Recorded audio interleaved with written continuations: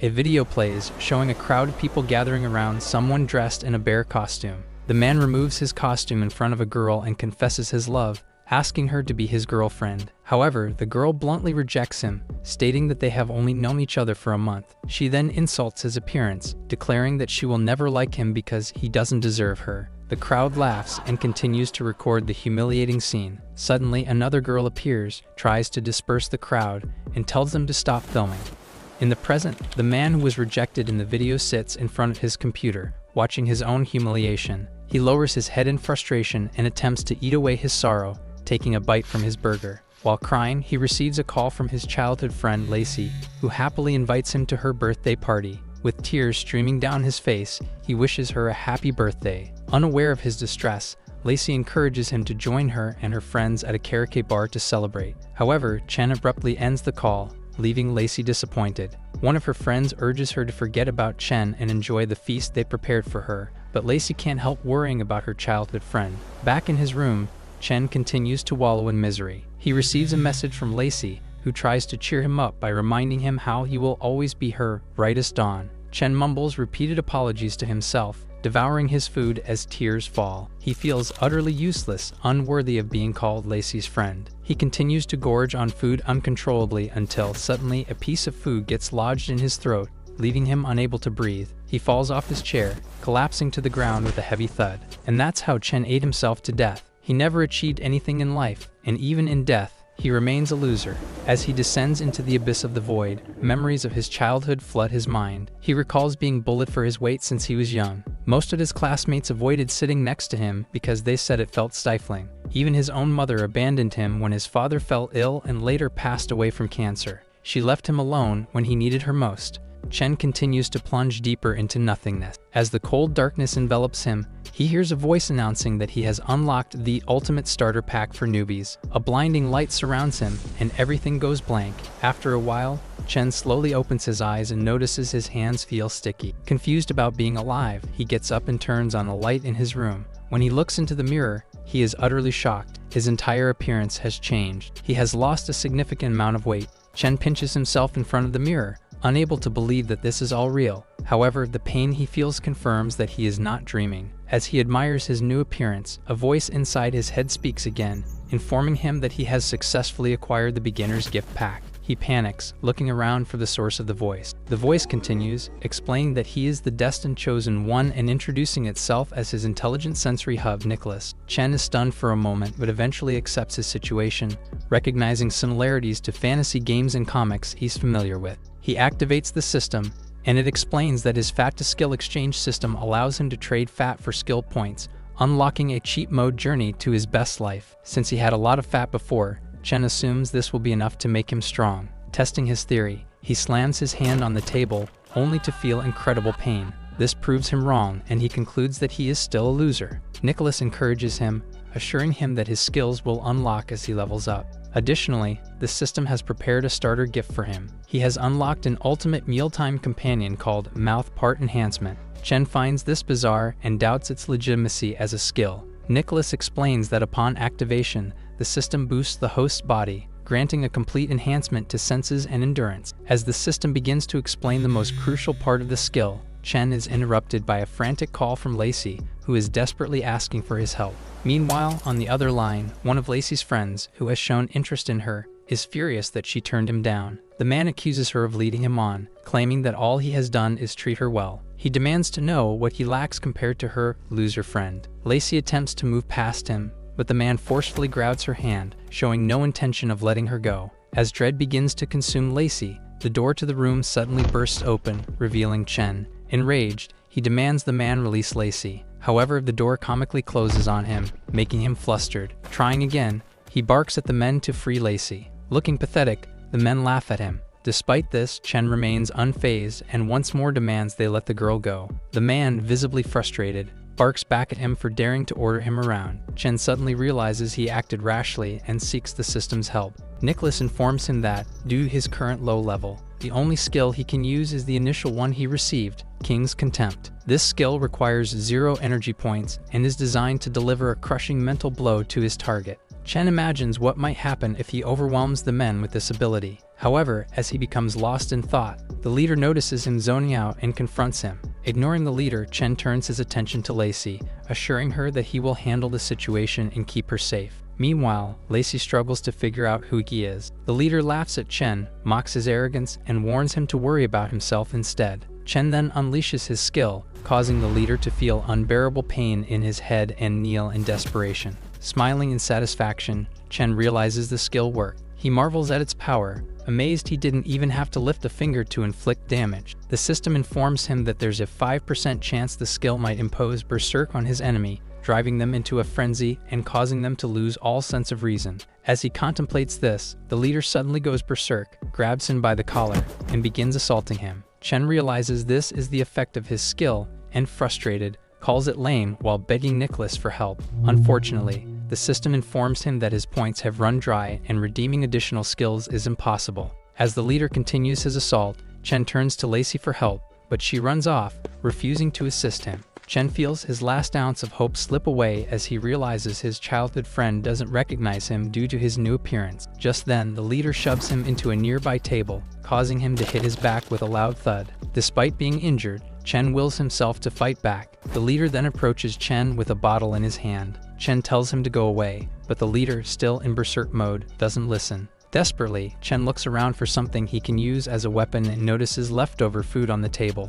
Without hesitation, he begins to eat the food, earning laughter and looks of disgust from the other men. They mockingly call him a pig, ridiculing him for worrying about eating when he's about to die. Unbothered by their taunts, Chen continues gobbling down the food. The men jeer at his greediness, telling him that scarfing down food like a maniac won't save him. The frenzied leader finally reaches Chen, sarcastically asking if he's had his fill. At that moment, Chen hears Nicholas inform him that he has accumulated enough points to redeem another skill. Without hesitation, Chen confirms he wants the skill. As the leader raises the bottle to strike him, the mental resonance skill activates, stopping the leader mid-fight. Suddenly, tears stream down the leader's face as a wave of overwhelming bitterness engulfs him. He drops the bottle and begins crying uncontrollably, professing his love for Chen. The leader, heartbroken by the sight of Chen all bruised and battered, starts lamenting the pain Chen must have endured. In the leader's altered perception, Chen appears as a charming and lovely man, though in reality, Chen is seething with anger at the very person who attacked him. Oblivious to this,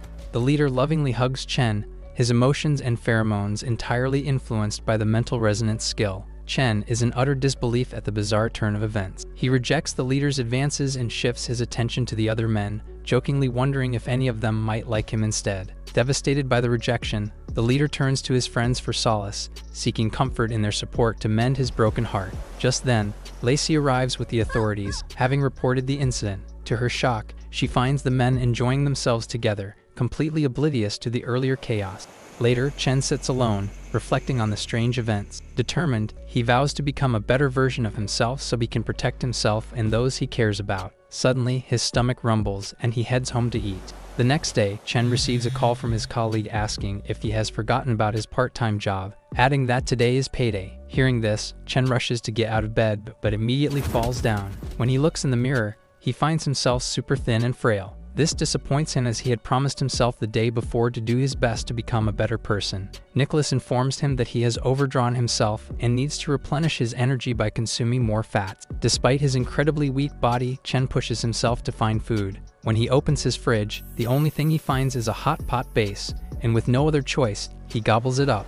Later, on his way to work, Chen swears that he will never eat hot pot again in his life. However, Nicholas warns him that his fat reserves are still insufficient to sustain his daily system functions and insists he must keep eating. Chen finally arrives at his job. He heads straight to the locker room to change into his uniform but is surprised to find it empty. He calls out for his colleague, Leo, but realizes that no one is around as they are on their lunch break. Looking around the kitchen, Chen spots scrumptious food laid out on the table. Overwhelmed by a strong desire to eat, Chen struggles to control himself, but eventually gives in. He grabs a burger and starts devouring it, soon eating everything while crying and worrying if his paycheck will be enough to cover the cost. With this act, he unlocks another skill, powerful saliva capable of dissolving anything into powder, enhancing his digestion to better transform fat into energy. Chen finds this ridiculous and wishes for a skill that could be more beneficial. As he continues eating, Chen hears Leo's voice. He peeks out and sees Leo being scolded by the owner for being clumsy and for Chen's tardiness. The owner tells Leo never to come back again. Leo, however, refuses to leave without being paid for their month's work. The other crew members laugh at him as the owner mocks him, saying he should focus on scraping off his fat so he can fit into a coffin. She cruelly tells him to get out of her sight, accusing him of ruining everyone's appetite and blocking the entrance. With a wicked look on her face, she orders him to leave. Seeing his friend being bullied, Chen is filled with rage. Without realizing it, he grips a bottle of sauce in his hand so tightly that the sauce squirts into the owner's face. The woman turns in his direction, her face contorted with pure rage. Seeing her anger, Chen starts to panic, frantically contemplating what to do next. Remorseful, he reveals himself and apologizes to the owner. However, in the owner's eyes, he is not a random loser, but a charming young man who looks like a lost puppy. Seeing him so pitiful, the owner changes her mood and tells him it was not a big deal. Realizing that he is off the hook, he tries to humor her and stay on her good side. The woman tells him that he has definitely come to the right place as their bar has delicious food. After this remark, he walks past her and pulls Leo with him, declaring that he will treat him to lunch. Instead of getting insulted, the owner seems to fall for his charms even more because, although he seems aloof, he is so handsome. She sits beside him as he gobbles down food and tells him to eat to his heart's content, promising to come back for him after she takes care of some things. When they're alone, Chen asks Leo why he isn't eating. Leo lowers his head, stating that he doesn't have money with him to pay. However, Chen just smiles at him and declares that it's all his treat. Seeing how he devours food, Leo asks if he can truly afford the bill. Chen simply points at the promo of the bar, which says that if one person drinks 48 beers in a day, their entire bill is free. Leo is surprised by this, as it seems like an impossible challenge. Deep inside, Chen is confident in his abilities and asks the waiter to bring him the beers. He chugs down the bottles successively, making the owner fall for him even more as he looks so charming while drinking. Meanwhile, Leo is in disbelief at how fast Chen is chugging down the beers. In an instant, he is able to down several bottles without getting drunk. The owner praises him for holding his liquor really well. After confirming that his friend is done eating, Chen eagerly tries to leave the bar with him. However, the owner tries to stop him since he hasn't paid the bill yet. He then states that he has drunk 50 bottles of liquor, so he doesn't have to pay a cent for their bill, adding that she can keep the 2 extra bottles as a tip. The woman is about to bark at them, but Chen looks at her with his charming face, making her shut up as she melts at how cool he looks. While walking home, Chen reveals his real identity to Leo, leaving him beyond shocked. Leo then asks how he suddenly lost so much weight. Chen is about to reveal his secret but holds back and tells his friend that he had liposuction. Leo voices his concern, saying that their old boss is said to have ties with the mob, fearing that she will retaliate against them. Chen is concerned about his safety as well, especially since the owner doesn't know his real identity. With this, he calls the cops and reports that their boss's pub sells fake alcohol before dropping the call. Leo is doubtful about him making a false report, but Chen assures him that he didn't because he confirmed that the alcohol he drank earlier was fake. In fact, it didn't meet the required fat content, which he discovered. With this, they celebrate, knowing they were able to exact revenge on their ruthless boss, and continue celebrating on their way home. The next day, a man reads the news about the bar being shut down after authorities discovered they were selling counterfeit booze. The man puffs his cigar, frustrated that someone messed with his bar. He then calls for his lackey and orders him to find the person behind this.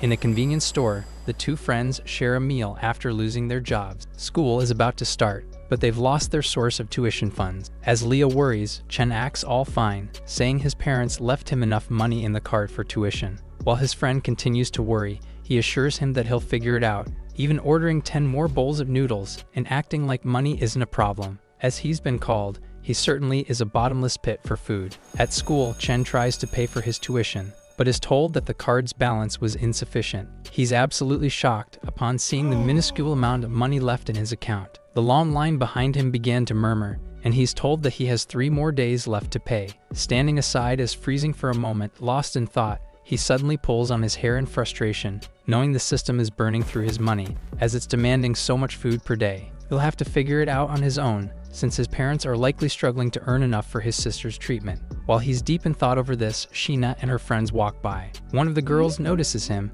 and they turn their attention to the attractive young man with messy hair, melancholic eyes, and long straight legs. Considering how unfamiliar he is, they conclude that he must be a freshman they'd never met. One is certain that someone as cool as him wouldn't spare them a glance. However, the same surely can't be said for Sheena, who's the campus goddess that no man can stand. Calling her friends hopeless, she decides to play along and makes her move to help them get closer to him. With a confident smile, she stepped forward and told them to watch closely. She approached subtly, but it's enough to get his attention. Chen noticed and recognized her immediately, and she's glad to see him looking over. That said, his painful memories rush in, and the image of her rejection replays in his mind. After his confession, she looked at him with disgusted eyes, calling him a useless pig, and saying a toad like him couldn't possibly match a swan like her. During this time, Sheena suddenly tripped over herself and made a big deal over her fall. This is all part of her plan, as her acting is meant to make her fall into his arms and lock eyes with the handsome young man. However, to her surprise, he doesn't move an inch and simply lets her bump into his chest. She tries to grasp why he didn't hold her steady,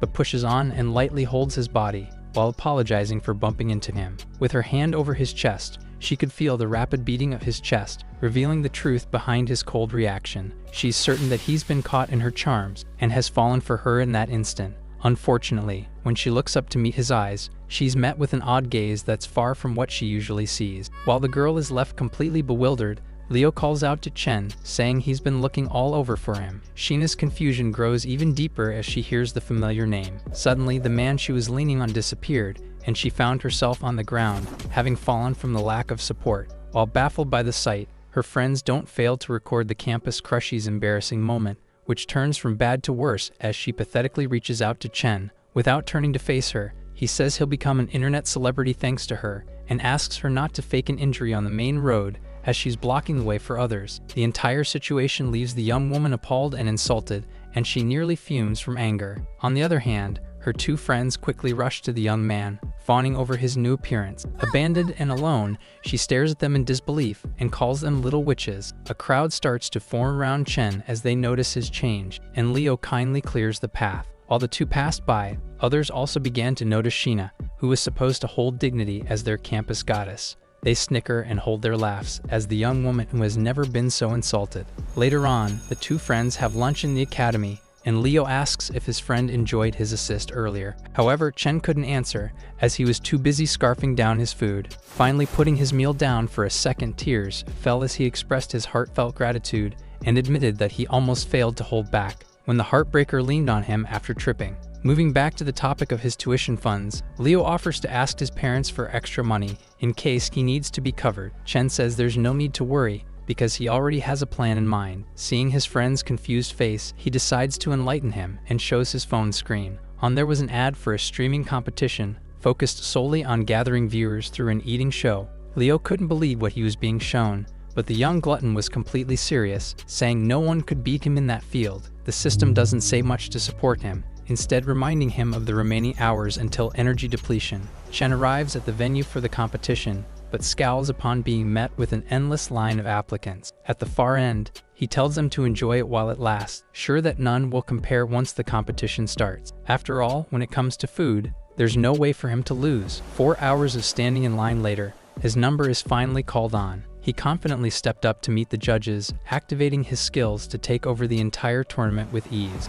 The show started, and the MC welcomed everyone to the ultimate foodie competition there was. Victory is decided by online voting through streaming and manual voting using the devices given to the live audience. By logging into the streaming platform's app, they can also watch all contestants' performances. While participation initially lasts 30 minutes, going below 5,000 viewers in the first half would lead to elimination. On the other hand, hitting the target increases streaming time. Once the entire competition ends, stats are tallied up, and those who rank among the top 10 unlock a chance to sign a deal and become an official streamer for the platform. Told to check their ranking at the bottom of their screens, the host counts down to the beginning of the show. As soon as things start, Chen drops to rank 777, with his body and mind tensing up. Seemingly camera shy, his face freezes, and his supposedly confident smile comes off as a Bodok's face. That said, he's watched plenty of food streams, so he must have a strategy to turn things around. He takes a blender out, flashily slamming it on the table,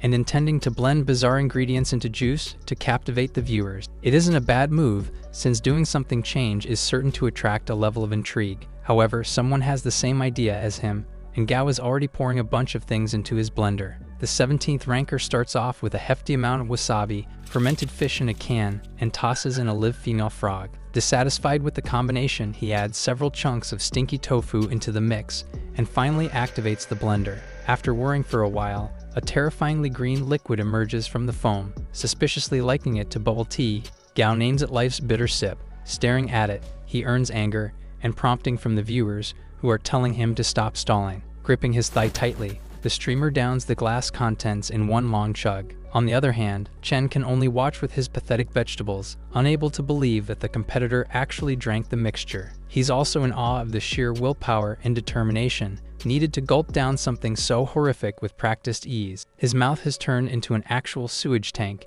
and using bizarre ingredients to win is out of the question. Called out for his weak will, he ignores the system and tries to rethink his strategy instead. He gets the idea of consuming something more bearable, but with a more striking visual. As a silkworm comes to mind, another streamer says such petty attempts lack style and flair. For him, fresh pig intestines, with an unforgettable smell, are far more bizarre. What's more, he's also prepared giant African scorpions, lifting them with chopsticks like a light snack. He puts the entire thing in his mouth, quickly preparing the filled intestines next. As Chen stared in horror, the system asked if he still wanted to eat pathetic silkworms. He racks his brains to think of something else to do, and decides to rely on his charm, which is something he's particularly confident in. Based on his previous experiences, he's quite popular among middle-aged women. A familiar turn of events comes, as the host suddenly gets all riled up with an announcement. With the first half of the game ending, Save the Streamer has amassed 190,000 viewers, which is more than all the others combined. The feed swaps to focus on the person of interest,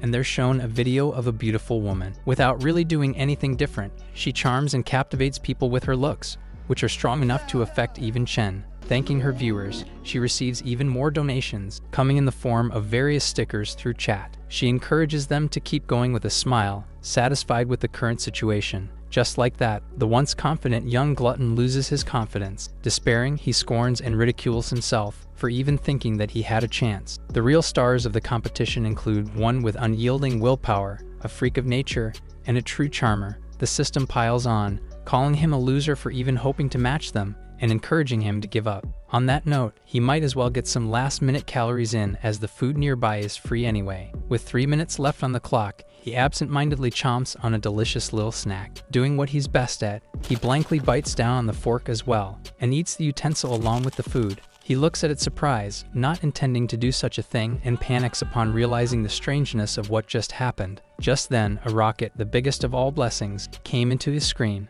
While he's still surprised, a few other stickers poured in, signifying countless donations and viewership into his account. Several viewers subscribe, and his popularity grows as news of utensil consumption spreads far and wide. With this, Chen realizes that he might still have a chance. Looking right at the camera, Sei thanks the viewers for all their support. Every one of her viewers is smitten, as the young lady smiles and sends them hearts of gratitude. Hiding an arrogant smirk, she considers all her competitors amateurs, and believes she's perfect for streaming. Even in the current competition, she's likely to be crowned the champion, who laughs and looks down on the fools who desperately eat themselves to death. However, an unforeseen problem comes, as viewers begin to swap away from her channel to watch another's. Her eyes open wide in shock and confusion, as several people slip away, saying they're headed to streamer 213. Her viewer count rapidly drops by the thousands. Concern and indignation set it, as she questions who dares to ruin her plans. Chen tells his audience to pay attention to the perfectly seared steak on his table.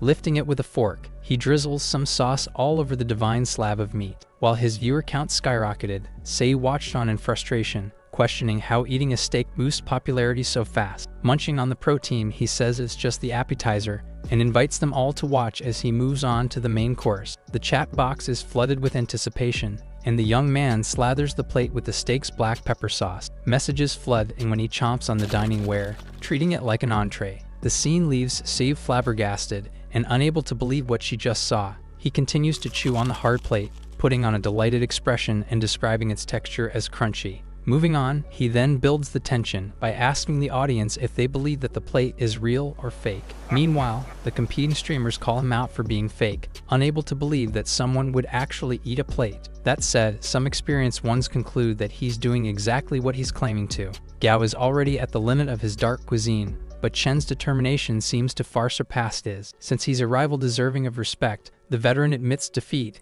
and even encourages the others to check him out. The system commends his idea of using controversial topics to pull a crowd. Fortunately, he isn't a stranger to creating trends, having personally suffered from an online issue in the past. Thinking about his acidic saliva, he concludes that he can't rely too much on it either. The effects of plate eating are indeed striking, but once someone discovers his unusual constitution, he'll certainly be done for. As such, he decides to hold on just until the end of the round and savor the bullet comments during the final moments of the stream. Just then, countless spam messages flooded into the chat, trying to debunk his claim of eating a real plate. They called him out endlessly, all saying they have evidence of him faking his skill. Chen refuses to respond to anything and allows himself to be swept away in the strong current of hate comments. With things naturally flowing, he's carried on and ends halftime in 7th place. On the other hand, similar hate comments have reached Sei's account, most of which are calling her out for being boring. Other viewers come to her defense, and arguments ensue in her comment section. Reading everything, the young streamer puts on a tearful and hurt expression and asks everyone to keep it down. Since dining is a joyful experience for her, it's better to enjoy and not get upset regardless of the situation. Still crying, she says she'd be interested in seeing other streamers as well, and allows everyone to leave her and come back. Seeing her bow down in gratitude, countless protective comments fill her chat, replacing all the negative ones. Deep inside, her character isn't as innocent, as she scorns the streamer who took her viewers away. Meanwhile, even her main sponsor, director Zurin, sees what's happening and bangs his fist on the table in frustration. He demands to know what's happening, but even the secretary has no idea, aside from the fact that Chen was gaining massive popularity. If something goes wrong in the competition, neither of them will be able to handle the consequences. With the first half done, those ranked below 30 are eliminated, and the game will resume after a short break. In the restroom, the system asks Chen why he still goes there, despite his skill removing its necessity. As he explains that it's a relieving escape for him, a loud noise makes him jump to his feet. Worried, he heads to the source of the flush and waits by the stall doors despite the weirdness of it all. As the noises continue, he begins worrying for the person inside and is afraid that something bad might have happened. Just then, the toilet user opened the door. Sei was inside, and she looked down at the young man who was waiting by the door. She asks the weirdo what he was doing, silently recognizing the streamer. He says he heard continuous vomiting and went over to check if something bad had happened. Furious and insulted, she began questioning what he heard. While he's just confused over her reaction, she just takes it as a challenge, believing that he must be playing dumb in one way or another. Since he might be waiting for her to lay the terms down, she steps forward to take the initiative and confirms his identity as a competitor in the competition. Since he heard it anyway, she goes on about self-induced vomiting, which is undoubtedly bad for the body. She's well aware of the side effects, but her chosen career path isn't as flexible as she'd want it to be. If word gets out, her fans might end up leaving, which is the worst case scenario for her. She calls to him softly, trembling and calling herself a selfish lady. Caught in her web, he assures her that this isn't the case at all, and sees her as a really strong woman. Taking his hand, she looks up to his eyes with tears streaming down and asks him to keep it all a secret. If others were to find out that she forces herself to throw up, she'd never survive the industry. Desperate to please the lady, Chen vows that her secret is safe with him. Something feels off, but she just wipes her tears with a smile, saying she knew how good a person he was, just from one look. With this, the two go their separate ways, bidding each other well wishes for the competition. As he waved goodbye, the system called her unfathomable, a description he agrees with for other reasons. Meanwhile, Sei found herself in an isolated area and called Zurin immediately, demanding personal details about him in the next 20 seconds. In the control room, Zurin screams out loud in surprise as he's asked to change the rules of the competition. Sei has personally come to make the request, but was promptly rejected as revising the rules at the last minute was far too risky a movement. They stare each other down, neither willing to give in. She knows her demand will leave them in a tough spot, but she insists that she has to win no matter what. Tearing up, she says she isn't as young as she used to be and that it's her last chance as a streamer. If she lets her fans down now, she'll also disappoint the director even more. What's more, something everyone is aware of, is the fact that the production team's been helping her without Zurin. Without all of them, she wouldn't have gotten that far in the first place. Now, if her ranking drops all of a sudden, the person she owes the most is the director, and she can't possibly fall short of his trust and expectations. Falling silent for a moment, the director then sheds a waterfall of tears and shouts at his crew, telling them that they're changing the rules of the game immediately.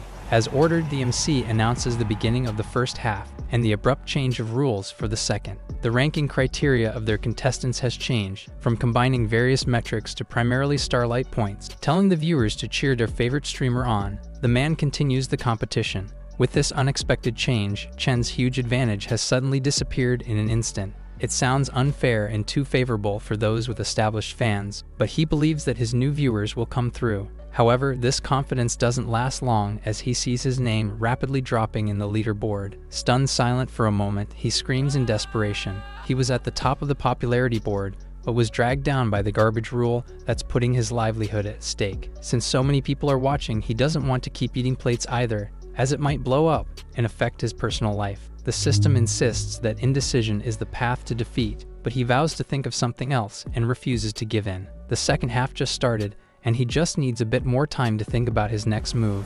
On the other hand, Sei was thriving just as much as she was at the beginning of the competition. With the rules changed, her starlight points shoot her to the top of the ranking, and the boost she asked for is really working their magic. Now acting as the queen of the competition, she simply cannot be beaten and stands atop everyone with the power to put competitors out of their misery. She sends Zurin a message, asking him to unleash the bot army against Chen. As he blocked her path once, she floods his live stream room with usernames. There are thousands and thousands of viewers, but with little to no gifts, he's quickly accused of hiring bots. As such, he even receives threats, despite him knowing nothing about their sudden presence. In no time, his comment section is filled with negative comments, most of which are ordering him to stop faking and leave right away. He helplessly tries to fight for his innocence and asks everyone to calm down. However, they have no intention of doing so, and he's being completely ignored and dragged down all of a sudden. In the end, he has to rely on his skills to turn things around. In the control room, Zurin tells his men to keep the bots coming. To him, Seiyu's win is the priority, and the downfall of a random player is a small price to pay. Just then, a gold badge appeared on Chen's stream, declaring the presence of a VIP and shocking the veterans plotting against him. According to the username, the visitor is protecting the best streamer. Upon seeing the VIP donor, the other viewers get to work and tell him to leave that instant. Meanwhile, in a regal room somewhere, a young master is told that 800,000 has been transferred to his account. From then on, super rockets were continuously and endlessly sent to Chen's stream, boosting his starlight points in the competition's last moments. Everyone lets out screams of absolute shock. The trail of rocket stickers doesn't end, and his donor seems to be rich beyond words. Meanwhile, the streamer has nearly passed out from the unexpected donations and could only let out an awkward thank you. With this, he gets blasted to the top of the rankings once more, but the rockets still don't stop coming as his donor seems to be filling his screen with stickers. The countdown finally hits 0, and the competition finally comes to an end. The MC has no words either, and barely wraps things up by saying that results will be posted online later at night. Just like that, the eventful day ends and Chen heads home feeling absolutely confused. Regardless, he pumps his fist in delight, certain that he ended up winning the entire thing. While planning to celebrate with Leo, he suddenly sees a familiar face in a car parked on the road. It's Seiyu, who excitedly greets and asks if he wants to eat out. He bashfully declines, saying he has plans with friends, and she takes it surprisingly well. With that, the two part ways without any trouble, and he's thankful to have met such a kind-hearted girl, unaware of the things she did to stop him from winning. She left him coolly, but now that she was driving alone, she gritted her teeth in anger, vowing to crush him eventually. At school, Chen calls Leo on the phone, telling him to meet him at the school gate right away. Suddenly, an odd silhouette approached from behind, saying he took his time. Confused, he turns back and sees Sheena, with a snarky look on her face. Having heard about his tuition situation, she mocks the young man, reminding him that the payment deadline is tomorrow. Her unprovoked insults anger him, but she just continues, saying he can't shed his poverty the way he shed his weight. As she's going on about him being a toad for life, a large hand suddenly pushed her away, making her scream in surprise. Barely keeping her footing, she furiously turns to see who dares push her. However, her expression immediately changes upon seeing a well-dressed and imposing man named Hugo. With a soft smile, she asks why he pushed her, joking that he's always so rough. The girl clings to him, wondering if he's come to have a date or give the bag he promised last time. Coldly looking into her eyes, he orders her to take her filthy hands off him. His tone and harsh words stun Sheena, who isn't used to such treatment.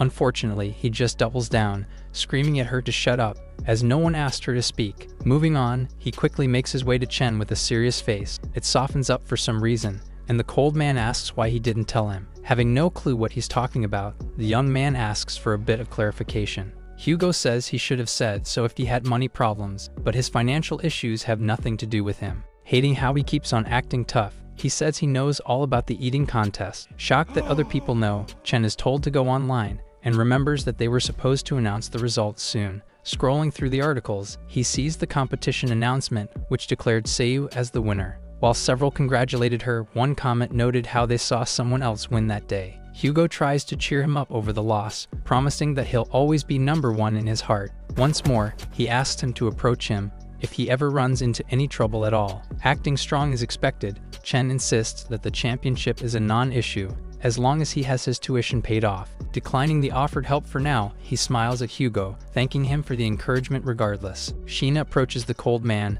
asking why he isn't helping her instead, and pouting as she complains about him having changed. Turning back, he curtly tells the girl that Chen is unlike anyone she's ever known.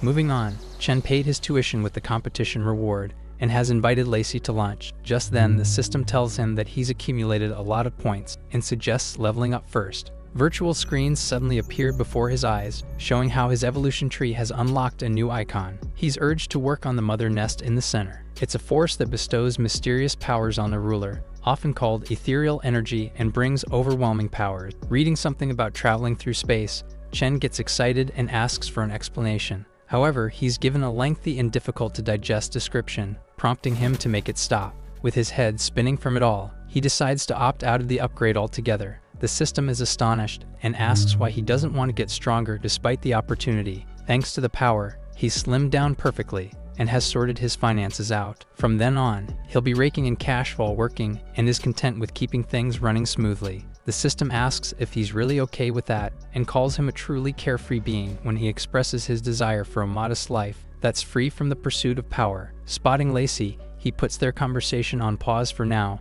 and waves at the friend he hasn't seen in a long time. Hearing her name called out, she turns to face Chen and smiles upon seeing him. However, a van suddenly stops behind her, and a man comes out to knock her out with chloroform. She's dragged inside the vehicle, which then speeds off before Chen could catch up to stop them. Panting in exhaustion, Chen gets off his bike, absolutely spent after following the van that took Lacy. He managed to follow it to the right spot, and now bravely stepped toward a warehouse, determined to save his friend no matter what it takes. He snuck around, eager to see what was happening, but careful enough to keep himself hidden. A couple of men are guarding the entrance, and they're both armed with dangerous weapons. The sight of it strikes fear in his heart, and he hides behind the van, now questioning if he made the right decision to follow them. Mocked by the system, he asks if he has any skills to activate during this time. One available allows him to summon a minion at the cost of a few energy points. He does just that, but the only creature he can summon at his level is one meant for reconnaissance. As he goes through with his decision, the system proceeds with the summoning as asked. A scout-type insect appears, boasting mobility and a field of vision that's shareable with the host. Carrying it on his finger, Chen orders for Lacy's pheromones to be extracted. After a while, the analysis is finished and is sent to the scout's brain. Its master tells it to go on and find his friend for him. With this, the little insect flew high, infiltrating the enemy base. Meanwhile, Lacy was inside the warehouse and was rudely awakened by a cold splash of water on her head. To her surprise, she finds herself tied up and surrounded by burly men. A few more shady figures appear before her, snickering and coming too close. She tries to scream as loud as she can, but only muffled cries come out of her covered mouth. The bald man, seemingly the leader of the group, tells his henchmen to shut her up. Someone immediately approached from behind and threatened her with a knife to the neck. With her silent, the man then goes on about how Chen caused several problems for them. As such, she's told to blame him for what's happening to her, as she's his girlfriend after all. During all this, the scout surveyed from nearby, relaying what was happening to its master. However, it gets killed out nowhere, mistaken for a buzzing little bug. Chen winces from the sudden death of his minion, but things start falling into place as he realizes the people they're dealing with. He beats himself up for letting his guard down, but now is not the time for regret. Based on the scout, Lacy is on the 4th floor, and a few guards are stationed on the lower levels. Charging in head-on isn't an option, since every entrance is guarded by heavily armed men. He pulls on his hair in frustration, wondering what he can do to save his friend. Just then, he sees a familiar card in his pocket and decides to ask for help.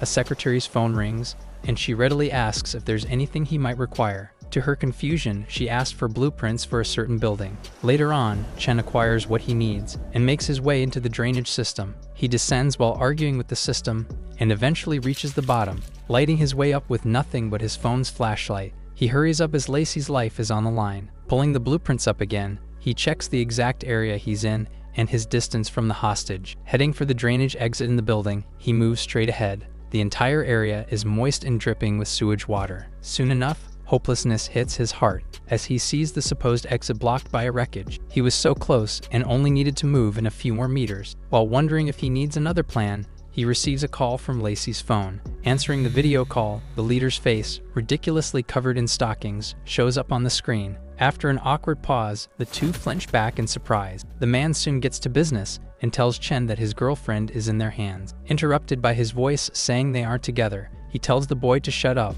and lets him know their current location, unaware that he's already there. However, he's warned against calling the cops in any way, unless he wants her face scarred terribly. Seeing her tearful expression, he screams her name in worry, but the line dies as the call is dropped. There's only an hour and a half left before the designated time, and he punches the blockage in frustration. He questions if he really has to trade himself in for her safety, and punches again out of frustration for his uselessness. Just then, the rocks cracked and gave away, making him fall into the hole it was blocking. He falls far down, and his heart felt like it was sinking lower by the second. Looking up the empty space, he sees a bunch of beams from top to bottom, and he gets an idea of where he might be. Considering the structure of most buildings and looking into the blueprint, he realizes that he must be directly at the bottom of the building. Intrigued, he dusts himself off and calls to the system, saying he'll build a hive right there. With this, a bolt of blue energy began spreading from his body toward the floors and walls. As blue virtual streaks rained down on them, the system told Chen that he needed 3 sections, the chamber, nursery, and food storage, to build the hive. The layout must harmonize with the planet's climate and geography. As the first step, it surveys the land to get precise geographical data. The blueprint of the hive is far more intricate than expected, and if they want to place a hive there, there's another thing they need. Walking around the area, he takes a few measurements of the walls and load capacity. He inputs the data into the system, allowing it to make calculations and soon pinpoints a spot with unusually high hardness and a labyrinth of surface structures. Honestly speaking, building the hive there isn't the wisest choice. Should he insist on doing so, the building will surely collapse. While this sounds dangerous, it's exactly what he wants. He's urged to reconsider his decision, especially as he's low on fat reserves. Looking at his stats, he asks what will happen if it fails. Unfortunately, this scenario will surely end with his death. That said, he already has a solution to ensure their success. The chosen spot is 17 meters above Lacy, and a few calculations will tell them how to perfectly spread the localized load. After a few moments, he chooses the intended spot and proceeds with the hive upgrade without hesitation. The system boots up and completes loading the data. Immediately after, the hive rooting sequence is initiated. Chen raises his hand, willing bolts of energy to shoot out. If life won't let him stay ordinary, then people just have to brace themselves for his brilliance. Just then, the system blared warning alarms as his fat was being extracted at a rate far higher than expected. His reserves neared critical levels, and he needed to replenish his fat immediately. While the rate was a surprise, the general outcome was something he expected. They keep going, soon reaching 20% completion. As rubble falls on his head, he tries to hang on a little more, but is told that he's run out of reserves and will turn into a dried husk if they continue. However, he refuses to stop, determined to get things done whatever it takes. Huge blocks of steel and concrete fall by his feet. Given his irregular pulse, the system tries to preserve itself and starts to destroy the hive. The self-destruct timer began to count down, and at the last second, his fat reserves began increasing. As it kept adding up, construction was able to resume.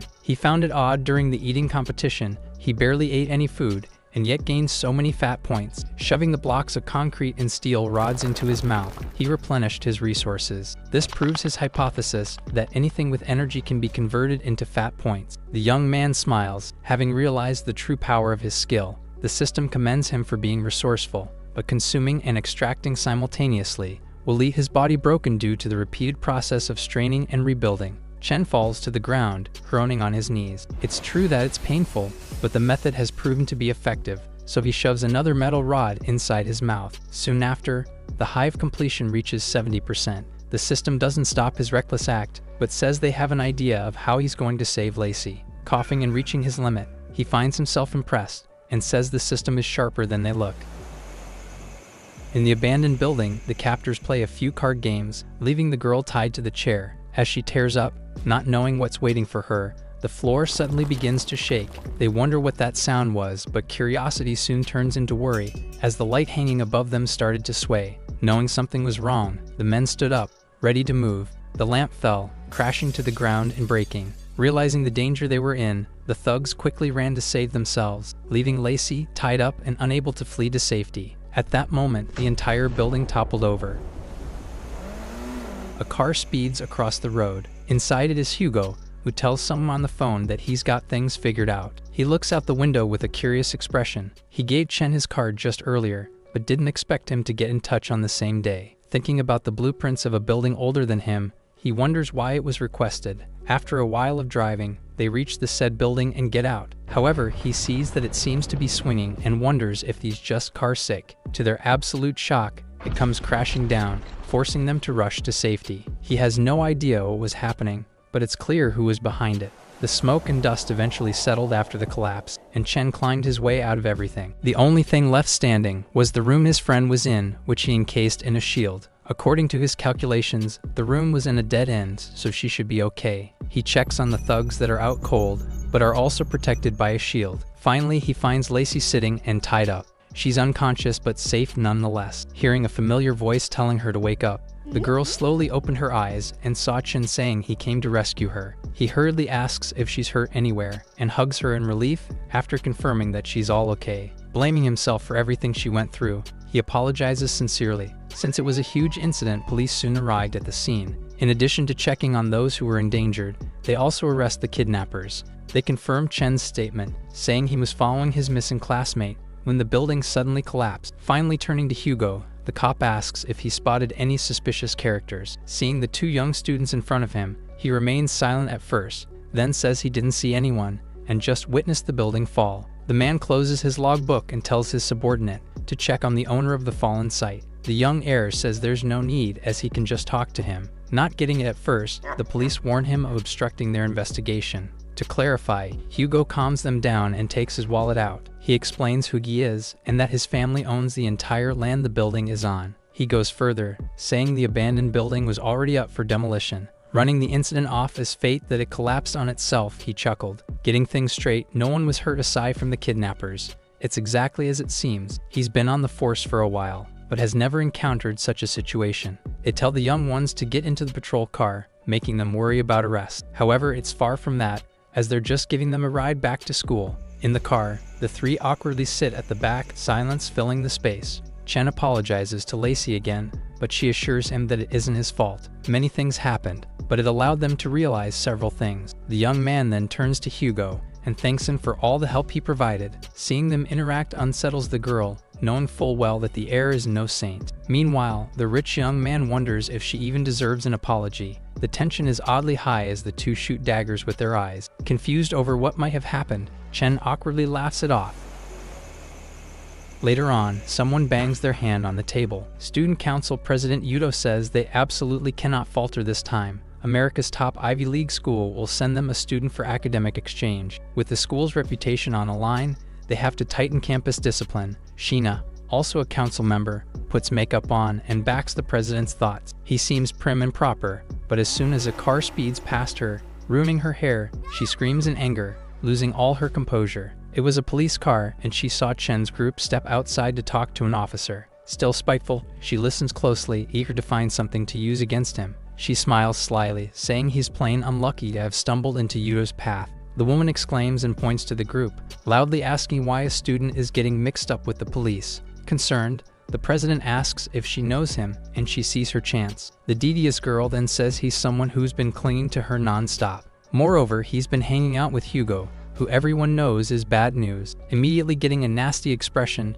Yudo concludes that they must be similar scoundrels. He glares at them, oozing with disdain, and says such shameless people should not be allowed in their school. A sneeze rings throughout Chen's home. Since it's been happening all afternoon, he wonders if someone is badmouthing him. While wondering what's wrong, his phone chimes with a new notification. It's an invitation asking him to come to a ceremony for newcomers. Based on the description alone, he realizes that it must be a fancy dinner. As such, he looks through his wardrobe, checking to see what he should wear. Getting an idea, he pulls a drawer open, containing a gift from his parents, which was meant for his coming-of-age ceremony. An old photo shows him wearing the formal wear set. He tries it on again, pulling on the tie and locking his belt in. However, it doesn't fit as well as before, given the huge weight loss transformation he went through recently. Just then, his belly suddenly began to grow, pushing on the shirt and sending the buttons flying. He's shocked as he sees his shirt pop open, ruined by his bulging belly. Feeling like something was about to happen, he rushed out, struggling to carry himself. He moved as fast as his legs allowed him to,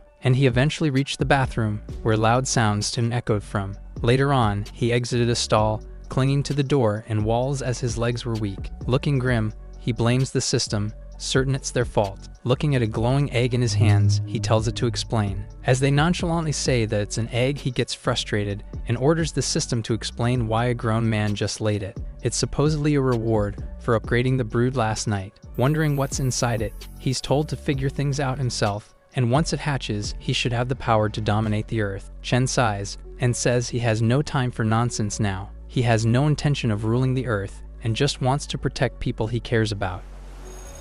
The day progresses, and he's back in school as usual. When he entered the lecture hall, female classmates took immediate notice, saying they hadn't seen him in a while. As he looks even better, they joke about finding a chubby partner and shaping him up. Meanwhile, the class representative, annoyed that they're always talking about Chen, coughing to clear the air, he joins their conversation and asks what they're talking about. He recalls how they talked about a limited edition shirt before and wore it today to show them. Believing that people are judged by their clothes, he brandishes the rare top with a smile. They say it matches his hair well, but comment that it might be too big for his body. Then, proceeding to mention Chen, he turns away in frustration at the ridiculously lovesick fool. While sulking in his seat, his phone chimes with a new message. He takes a look and is surprised to see a photo of the annoying student from last night. In disbelief, he questions if he was really delivered to school in a police car. Over, Hugo is with them. It must have been some off-campus trouble. Believing that he's finally gotten him cornered, he smiles in anticipation. On the other hand, Chen is sitting quietly, wondering about the possible purpose of the egg he laid. Just then, the representative approached, calling his name with a loud voice. Saying the school is not a lawless land, he reminds him that the heavens are always watching. Given his raised voice, other students began to chatter and speak. The school bell rang and the teacher entered, telling everyone to return to their seats for class. With their conversation interrupted, the representative says he won't get away with it. As the lecture progressed, Chen was left confused, unable to remember how he offended him. He recalls their first year, when he tripped and pulled the student's pants down. That said, he was forgiven in front of everyone. In their sophomore year, he asked him for Lacy's number, and she invited him to their dinner. Tagging along, he was told to order whatever he wanted, so he ended up eating 6 lobsters. While the representative was shocked by the bill, he doubts it is the reason. In the same year, they went to study on the field and shared a tent. When he snuck out to cook a snack, Chen's hanging underwear fell into the pot, but it wasn't his fault. Feeling innocent in the end, he's left stumped, except for the idea that his handsomeness is inherently attracting enemies. The class will end in 10 minutes, and the representative is determined to show his true colors. Moreover, he wants him to receive a disciplinary action, and make it clear that he doesn't deserve to be in the same class. As the bell rang, he quickly got up, ready to rush to the counselor's office. The teacher stopped him, saying he still had an announcement. Smiling and thinking he must already know, the student sat back down, smiling at the thought of him being punished in front of the class. However, all the teacher says is something about an upcoming holiday. Frustrated, he sits patiently, willing the announcement to end. Finally, they're all dismissed. As he gets up, he notices Chen missing from his chair, and decides to hurry up as well. Pushing with his legs, he ran across the halls at full speed, exhilarated by the thought of his nemesis getting in big trouble. He zooms past other students, not caring that he's knocking them over, as he's waited years for this chance. For him, it isn't about the money he spent on 6 lobsters, nor his pants that were tugged down, showing his undergarments. He believes he's doing it for the class, not personal grudges. Rounding the corner, he's reached his destination and catches his breath. Right behind the next door is his opportunity. Finally, his moment has come, and he wastes no time turning the knob. The door opens, and the blinding light is akin to heaven's gates. However, to his surprise, he sees 2 figures inside. Beside the teacher was Chen, who says it's a coincidence to see him there. Seeing the confused representative out of breath, he offers a glass of water. Unwilling to let go of hope, he chuckles, saying he must be crazy to come to the counselor's office himself. Meanwhile, at the site of the building that fell, one man speaks to his boss and reaches to the sky, saying he can feel a nest's breath. The class representative smirks, saying his nemesis has willingly entered hell himself. As he's about to tell the teacher about him, the adult cuts in, saying the young man has really nailed it. He takes something that just came straight from the precinct. It's a banner about Chen capturing a group of criminals. Told to show it to the class, the representative is filled with disdain. Although he follows instructions, his face shows that he's being forced, as he calls to his classmate. Counting down, the photographer tells them to smile just a bit brighter. The camera flashes and snaps a photo of two students, posing with the banner. They're in front of the entire class, and the other students also snap photos with their phones. Since he has several important connections, the representative is told to post it on social media. He silently refuses, not wanting to be embarrassed more, but the teacher promises to even check his news feed later on. Meanwhile, Chen misunderstands him, thinking he looks exhausted out of worry for them. As such, he runs after him, earning nothing but more spite. With a bright smile, he invites the representative to the dinner party, adding that his favorite influencer will be there. Seeing a photo of Seiyu on the phone, annoyance fills his body, and he says he just wants to laugh at him even more. The boy defends himself, saying it isn't so, but the representative is already too offended and runs off with the supposed hypocrisy. He tries to call him back, but is left alone in the hall. Night falls and the time for the dinner party comes. Inside, Chen's mouth opens in shock as he witnesses what high society parties are like for the first time. Everyone there is talented, eloquent, and absolutely far from his usual crowd. Passing by several people in suits, he takes a look around and feels like things are way too fancy. The buffet comes into sight, and there's an unbelievable amount of scrumptious food, all just waiting to be consumed. One butler tells him to enjoy as he sees fit, nearly making him jump in joy. It's pure bliss for him, so he quickly accepts the offer and indulges. Meanwhile, in a private room in the manor, a young lady gets ready and puts on makeup. Paired with a perfectly tailored dress, Seiyu is sure to be the star of the show. As planned, she's welcomed as the main event, and she greets everyone with a bright smile fitting a celebrity. A representative asks her to comment on rumors about the competition's champion being predetermined. After a moment of thought, she says the competition is live and cannot be faked. Without losing her composure, she insists that only fools fall for such rumors. Satisfied with her answer, the crowd claps. Reveling in their applause, she curses Chen for even trying to go against her. She sees a familiar silhouette seated at the table. Chen is still eating, with plates piled endlessly. A cook ran back to the kitchen, alerting the chef as their food supply couldn't keep up. The main chef panics and asks who's eating so much to leave a mountain of empty plates. The crowd also began to take notice, impressed by the fervor in his consumption. Watching as Chen kept on guzzling food and drinks down, even they started to get hungry. He even ate before coming there, and was now famished again. One man cautiously approached, excusing himself for interrupting, and greeted his signing as a food live streamer. They originally planned a campaign for Seiyu, but found that his style better fit their brand, and offered a collaboration.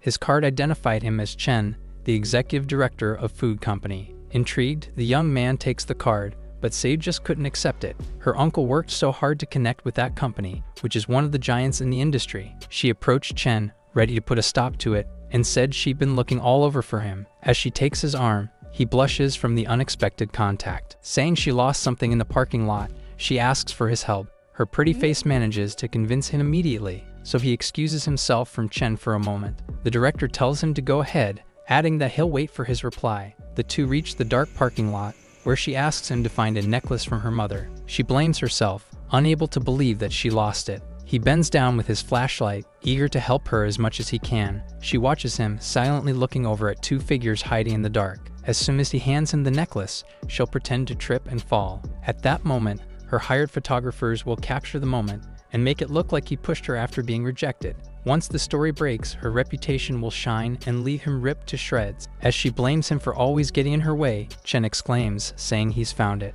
He raises something up, asking if it's the necklace she's looking for. However, he's confused as she suddenly begins laughing like a witch. As planned, she trips and falls on her own. The young man tries to reach out and catch her, but it's too late, and she falls to the ground with a loud thud. Cameras flash as her hired men do their job, capturing the exact moment. Looking back, Chen notices what just happened, and the dull men even give a foolish thumbs up. She's in disbelief as they can't even step back to take a proper shot. Just then, Seiyu was bumped to the side, as the car she was leaning on suddenly opened up. To her surprise, a woman, barely dressed properly, stepped out in a rush. Annoyed over being interrupted, the streamer demands to know who she is, but they notice someone else step out of the open door. Looking on, they see a familiar face, who asks what they're all doing there. Yudo steps out of the car, seeing what they're all doing there. He appears with several kiss marks on his face and asks if they're spying on him. Sei recognizes him and realizes he's been making out with a waitress in the car. The hired photographers speak up, acting bashful and saying it's all a misunderstanding. Without hesitation, they point to Chen, saying it's him they were spying on. Annoyed, the streamer tells them to shut up and leave. Yudo feels like he understands the situation and acts haughty, saying he didn't expect her to be a two-faced diva who's desperate to be famous. Coming close, he says she's disgraced her uncle's name. As the two stare each other down, Chen is hit with confusion and betrayal. He asks why she would do this, but she just glares at him, saying he already knows why. Yudo tells them both to stop, as he isn't interested in their drama. He writes a check for $500,000 and tells the stupid paparazzi to go away. Without hesitating, they accept the money and leave with Seiyu. Looking at her, Chen can't help but feel that she's a completely different person. He then speaks to Yudo, who seems to know about him. Still thinking that he's Hugo's lackey, he's surprised that he made it to a high-end party. Considering his looks, he asks the handsome student if he's looking to seduce an older woman. Pushing harder, he questions the type of parents who raise someone like him. He points rudely, saying his clothes reek of poverty and insects. Another check is thrown, as he's told to buy something decent and stop embarrassing himself. Walking away, he sees the check fall to the ground and tells Chen to drop the act and pick it up. After all, his parents wouldn't even come close to making that amount in a year. Finally seeing him pick it up, Yudo scoffs, calling him a clown as he leaves. Left alone with the money, the system asks if he's actually going to take it. Money really does let people do whatever they want, and he even wrote such a huge sum without batting an eye. Chen crumpled the paper, furious as his parents had been insulted. He tells the system to block all security cameras in the area with bugs. With his car right there, the young man thinks of the perfect gift to leave him with. Back inside, the young man shook Chen's hand, officially accepting his partnership offer. Since time isn't on their side, they sign right away with high hopes. Just then, the host began to speak, welcoming everyone and priming them for the opening act. As he was about to leave, Chen saw Yudo. Annoyed, he asks the system to leave another gift. It asks for some instructions that are a bit more specific. It's told to turn the president into a monkey and embarrass him in front of the women. It's childish, but he tells it to wait until they're close enough. The president danced around with someone, and as they got closer, Chen prepared to send his attack out. As planned, the system's attack activated successfully, and the right moment came as they approached. However, just as they launched, the two dancers turned, and they hit the woman instead. With blank eyes, she suddenly stopped moving, prompting Yudo to check if there was something wrong. As Chen worried about hitting the wrong target, the woman was filled with rage and started breathing hard. Like an ape, she raised her arms high, nearly roaring as she stood over him. The president panicked, afraid of what might happen to him. However, she moved too fast and gripped his arm. Suddenly he was spinning, swung around by her unexpected strength. It was supposed to be 5% berserker mode, but this is clearly 100. That said, it might not be too bad, seeing him scream for his life. The bodyguards there leapt into action and did their best to subdue the girl immediately. Chen smiled in satisfaction, seeing him vomit all over the floor. Still reeling from nausea, Yudo orders his men to bring him to the car. He wobbles on the way to the parking lot, cursing the terrible night. Just then, he notices his car tires are completely gone, so he screams out, demanding to know who took them. Meanwhile, Chen appeared, boasting about his scooter that can pass traffic. Seeing him, the president grabs the boy by the collar, accusing him of taking his tires. He smiles, saying he has no need for tires since he's driving a scooter. Yudo refuses to let go, unwilling to leave things unsolved. Someone clapped from nearby. Approaching, a woman's voice scolded him for dressing all proper but bullying a poor boy. A woman with a charismatic aura calls him out, saying it's an eye-opening sight. He argues that he has no need for such things, but she just tells him to let go, unless he wants the cops involved. Getting sick of it, he finally questions who's sticking her nose into their business and tells her to cool off somewhere else. She charged in and quickly planted her foot into his gut. The president is sent flying across the pavement, left unconscious as he foamed at the mouth. She looks down, satisfied with the punishment she delivered. Chen is stunned, not knowing who this newcomer is.